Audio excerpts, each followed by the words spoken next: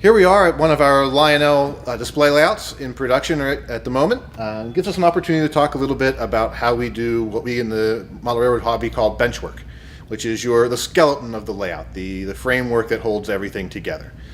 Usually this all gets covered over with nice scenery, and so you never get to see any of this. So people do ask a lot, well, how do you build a layout with multiple levels on it? How do you build a hill or a grade? And here's a good way to take a look behind the scenes, under the scenery, so to speak, and get a sense of what we do. Now, we did start here with a nice train platform that was already built for us. So let's assume you're starting with a simple platform at home, maybe a 4x8 sheet of plywood on a frame of 2x4s. Very similar concept to what we're doing here, although we've used some aluminum and heavier material since this will be traveling a lot on the road. To get the different levels, one of the things we used here was what we call cookie cutter benchwork. And this is where you start with your tabletop, mark out the location of your track where you want to change levels, and then once you've traced out the outline of the track, a simple jigsaw is all you need to trace along the lines and cut out those pieces of wood. These can then be raised and lowered on supports. In this case, we used common 2x4s to set your grade. To set the grade itself, there are a number of different things you can use. You could use the Lionel graduated trestle sets to give a rough idea of a gradient. All we did was measure the total length of the run with a long flexible tape measure.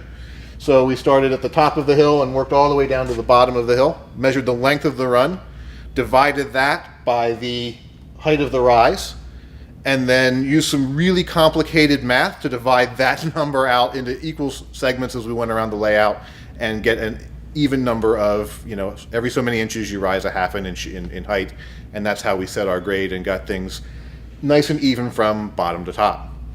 Where you want to go just an additional level and just keep things flat, it's even easier.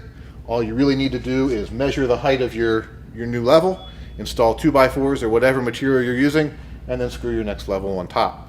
If you look closely in here, you'll see in some cases we were able to anchor off of the frame of the benchwork itself. In others where the table had already been installed, it was easier simply to attach the 2x4s right on top.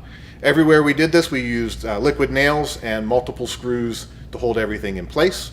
We're using 3/4 inch AC grade plywood for our tabletops, and we're using standard 2x4s for the benchwork.